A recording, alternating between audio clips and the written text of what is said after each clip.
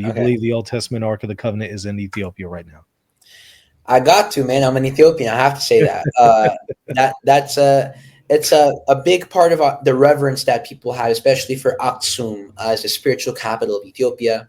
Um, as we would say, even the first church in Ethiopia was in Aksum. In fact, one of the feasts that we celebrate is the feast of the church being planted in Aksum. And so there's a very we would say a typological mirroring with the ark entering Aksum in Ethiopia, and then the first Orthodox church being planted in Ethiopia, right? In Aksum.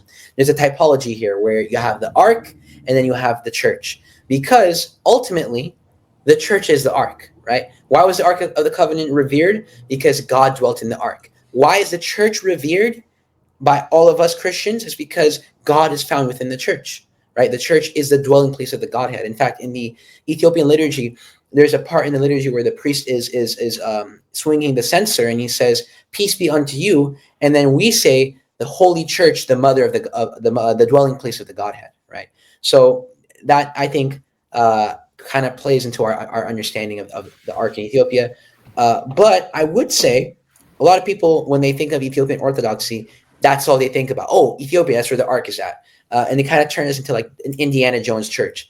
If you really walk into our church, that's not what we're talking about most of the time, right? Most of the time, we're talking about the same things every other apostolic church is talking about, which is Christ crucified. St. Paul says we preach Christ crucified. So definitely make sure to check that out, and don't just rely on, like, TikTok, Instagram Reels.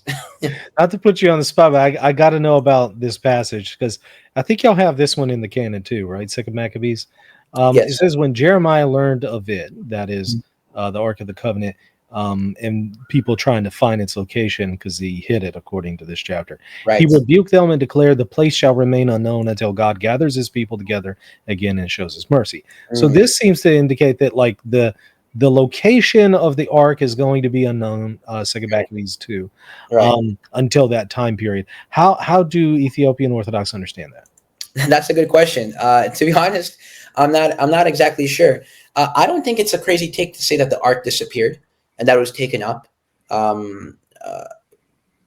I've seen some people use references from the Psalm, right, where it says, "God enter into your rest, you in the ark."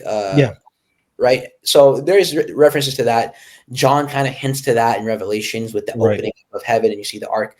But so to be fair, I don't know. I don't know. But again, my point with what I tried bringing up earlier on is it doesn't matter, right? Whether it's in Aksum or whether it's in heaven or wherever it is, you can find the ark in your local church, wherever the holy table is. Wherever the altar is, where the Eucharist is celebrated, right? I guess, my whole video is viral about the Eucharist, so I got to make every spiel about the Eucharist. Every table where the Eucharist is celebrated, that's the ark, because Christ, God incarnate, is there. So instead of trying to go on that chase, which I think really won't take you anywhere, because even if you were to make your way to Aksum, they're not going to let you in and see it. There's a person assigned to that place that watches it 24/7. You won't get to see it. Right. What you will get to see, though, is the altar. What you will get to see is the Eucharist. What you will get to receive is the Eucharist. So I think we focus on that, and we understand that every typology is a shadow that enters its fulfillment. I think that is more fruitful. That's a very good point. Hey, thank you so much for watching. I hope you enjoyed the content. Don't forget to hit the subscribe button, the like button, and if you want to support the channel, visit patreon.com/Reason and Theology.